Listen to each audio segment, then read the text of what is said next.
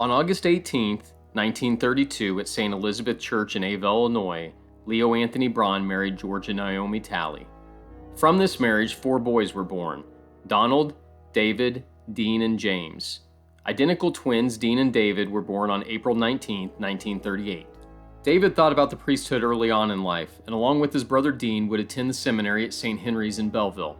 As high school sophomores, Dean and David both left the seminary for a number of reasons, going on to graduate from high school and attend college. Dean pursued a degree in business and David one in music. Before graduating with his business degree, Dean changed his mind and returned to the seminary and was ordained into the priesthood in 1969. David would finish his degree, receiving a Bachelor of Arts in Sacred Music from the University of Denver, after which he spent a year at the University of Strasbourg in France pursuing a degree in French. For several years in the 1960s, David worked as an elementary school teacher in Joppa, Illinois, returning to Europe several summers to study German. During a year's leave of absence in 1965, he received a degree in German from the University of Innsbruck in Austria. He would spend 2 years at Pope John XXIII Seminary in Boston, taught 10 years of elementary school in Massachusetts, but in 1976 returned to Austria to teach music and serve as the organist for the St. Leonhard Choir. Reflecting on this time in his life, David said that he had wandered for a while, not aimlessly, but in search of his purpose in life. Eventually, David went back to the seminary. He would later say, "Sometimes I think the only person surprised by my choice was me." At the seminary this time around, everything seemed to fit. At the age of 43 on June 6, 1981, Reverend David L. Braun was ordained into the priesthood at St. Peter's Cathedral in Belleville by Bishop William Cosgrove. During his first Mass at St. Bruno in Pinckneyville, the St. Leonhard Choir that he once served as organist for traveled from Austria to sing for the newly ordained priest. Father Braun would serve as associate pastor in the Catholic parishes in Centreville and East St. Louis for 9 months, and St. Mary's in Centralia for 2 years. In 1983, he was appointed pastor of St. Joseph's in Ridgeway. Following 6 years in Ridgeway, in July of 1989, Father Braun was named the new pastor of Holy Cross in Wendelin. 6 different pastors over the previous 25 years since Father Nice's retirement in 1964 had cared for the spiritual needs of Holy Cross. Unbeknownst to Father Braun or the parish, his appointment to Holy Cross would span the next 2 decades. Arriving in July of 1989, Father Braun brought with him his adopted son, Mark Anthony. It was during his time as pastor of St. Joseph in Ridgeway, and after consultation with family, the parish council, social service providers, the diocesan personnel board, and Bishop Kelleher, that Father Braun in 1987 would adopt Mark, who at the time was 11 years old. Speaking about the adoption years later, Father Braun said, "I especially wanted to do this because I saw myself becoming a bachelor. You tend to become narrow-minded and possessive of things. You need to have someone around to say you're sorry to." Mark was a good boy, but he always tested me to the limit. It sure helped me understand parenting. The people in Wendelin and Ridgeway were so supportive of me adopting. I'm glad I could adopt Mark and add that facet of life to my priestly life. As Father Braun arrived, repairs were already underway on the exterior of the church, and following the completion of those, discussions soon began on the interior repairs and renovations. Over the next few years, Father Braun would play a pivotal role in the interior renovations while dealing with the sudden illness of his brother Dean. Dean was diagnosed with lymphoma cancer in October of 1992. In January of 1993, Father Braun would undergo a bone marrow transplant for his brother. Both would recover, and Father Braun that spring would see the completion of the beautiful interior repairs on Holy Cross just in time for a large celebration on the horizon. 1996 would mark the 125th anniversary of the 1871 founding of the Holy Cross Parish. Several events were scheduled to celebrate the anniversary year. Beginning January 1st, many of the men in the parish participated in the traditional no shave. These men would refer to themselves as the Brothers of the Brush. If you failed to grow a beard, you could always opt to buy a $5 badge to affirm your loyalty to the Brotherhood. Those refusing either option would land in jail, church jail, on picnic day. The parish held a card party in January. In May, a farm blessing was held in conjunction with St. Joseph parishes in Olney and Stringtown. Everyone brought something from the land: animals, farm machinery, seed corn, and other items. The blessing was followed by a Dutch supper of bratwurst and sauerkraut. A parish dance was held on July 13th. It was a cool evening with a gentle breeze and a sky full of stars. Important because the dance was held outdoors. A local band provided the music and people dressed in period clothing, with ladies in long dresses. It was a very nostalgic evening. August 4th was the large celebration with a parade beginning at 10 a.m.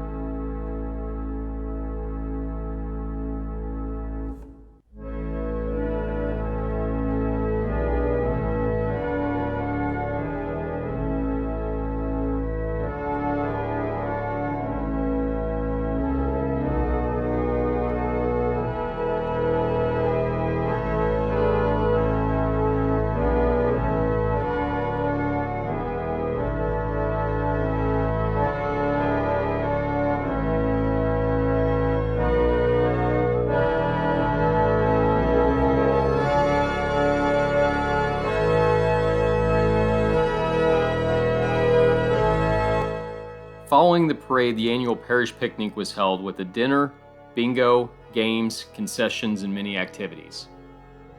The parish awarded some prizes as well. Pat Bull, Best Bonnet. Geneva Geyer, Most Colorful. Jackie Gibbons, Most Authentic. Oh, and she's the youngest dressed. This is Don Volk with the longest beard. Father as best groom. Dan Banger as scruffiest beard. Hey, O'Brien. And what did you just win? What did I win? Yes. I've got more hair on my face than I've got on top of my head. Two people who are absent that we can't have their picture taken. Gib Volk won for having the best beard among the older group. And Nettie Weber won for having the prettiest dress among the older group. And it's been a real good turnout, and it's all around good day for a good picnic. Everybody's doing pretty good. I started January the 1st grilling it. Had a lot of fun with it too. 5:32. I'm counting the hours. Probably in about 4, this beard is coming off. This is Jackie Gibbons, and I would like to say that we've had a really beautiful day for the 1996 Centennial, and we thought we had a large turnout. The parade was wonderful. It lasted about an hour in length, had lots of old-fashioned looking farm implements, and we've had a really good time today. We are Floyd and Ruth Weber. We've had a nice time at the Wendelin picnic, and it would have been a little better had it not been so warm, but a great day. Okay, this is Davin Weber, just heading for the beer garden. We've had a wonderful picnic day, a tremendous crowd. I'm Bill Weber from the parish. The bratwursts are really good. We've had a wonderful time. I think everybody else has enjoyed themselves. Biggest crowd I've ever seen. Thank you. The raffle stand, we've had a wonderful crowd all day and a real nice day, and everything went fine for our 125th anniversary. I'm very proud to be a part of this Wendelin 125 years. I think we have several miracles that happened this year. One is the genealogy book that covers all of the history of our parish family. And the other is that we've had visitors from Schuttertal, the Bürgermeister in Schuttertal, Germany, actually sending over a plaque and telling us how special we are to them.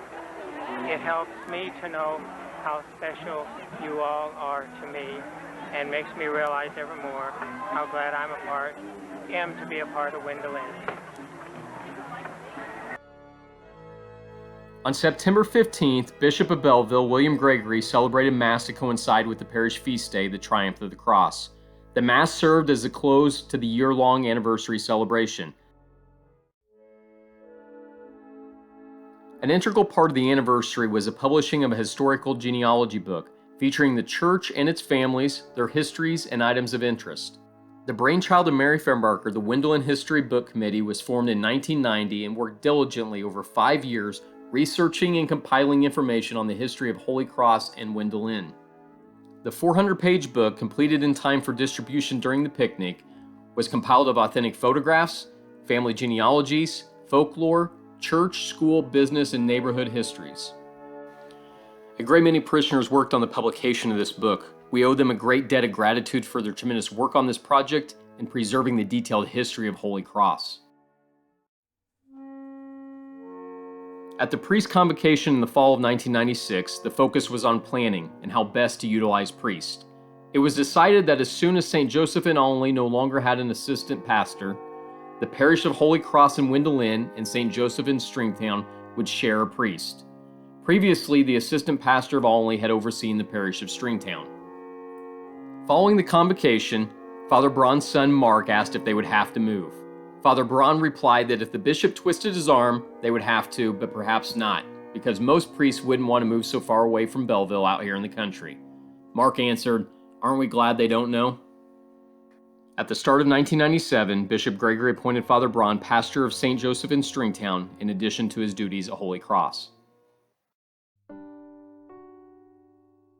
Father Braun's twin brother Dean, who had spent the previous 5 years battling and recovering from his initial cancer diagnosis, would in 1997 receive the terrible news that his cancer had returned. Over the course of the next 2 years, Dean would endure rounds of chemo, and in the summer of 1999, hospice was called in. Dean would pass away on July 29, 1999. Father Braun's father, Leo, had passed away in 1977 before Father Braun was ordained a priest.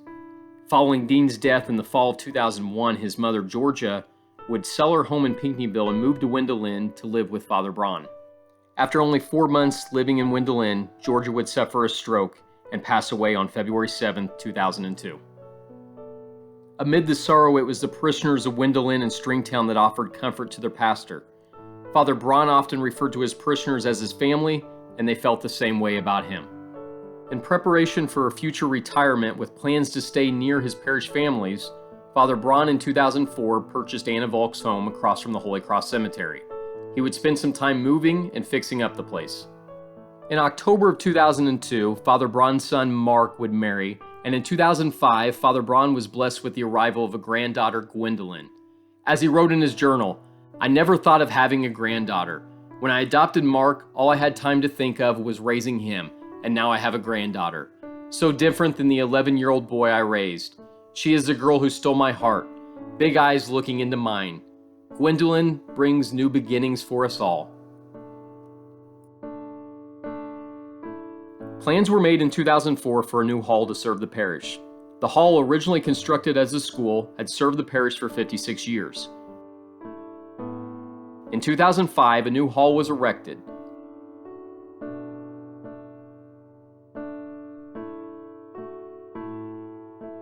Serving as a gathering place for weddings, picnics, reunions, and other events. It also included 4 classrooms for the parish school religion program. 4 stained glass panels, originally donated by Isabel Desch, that hung in the bell tower next to the first Holy Cross, were put into shadowbox frames by Ben Nieberge and lit from behind. They now hang in the parish hall. A lover of the arts and music, beginning with his first Christmas at Holy Cross in 1989, Father Braun introduced the tradition of clofen singing to Wendelin. In Austrian tradition, clofen means to knock, and singers would dress as shepherds and go house to house singing very simple, reverent songs. The priests of the village would often accompany them, blessing each home.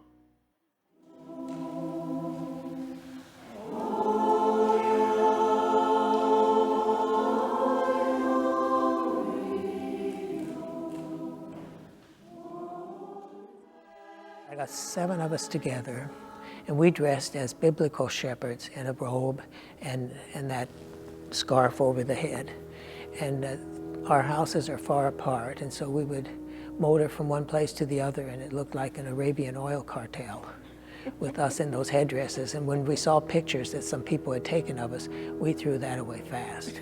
So, and then after about 4 Christmases, we had visited about all the homes in the parish.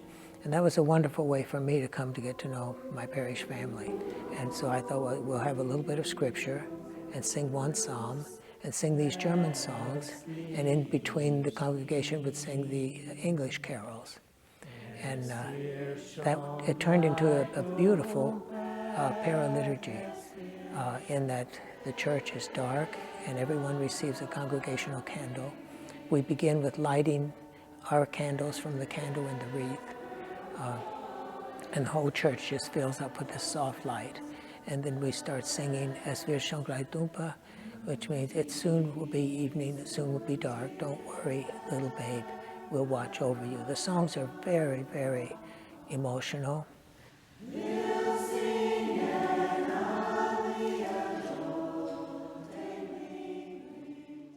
All of that together, it makes quite an impact, especially in this building with the vaulted ceilings and the reverberation, old world charm.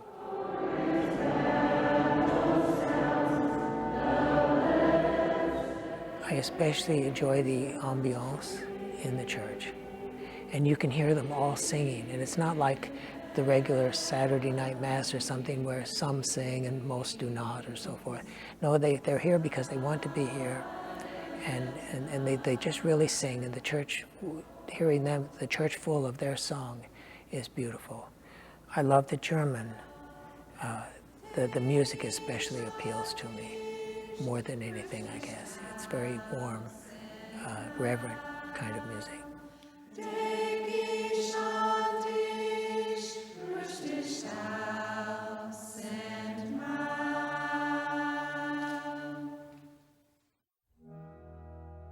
When I first came here, I thought, well, there is nothing in Wendelin, maybe half a dozen houses.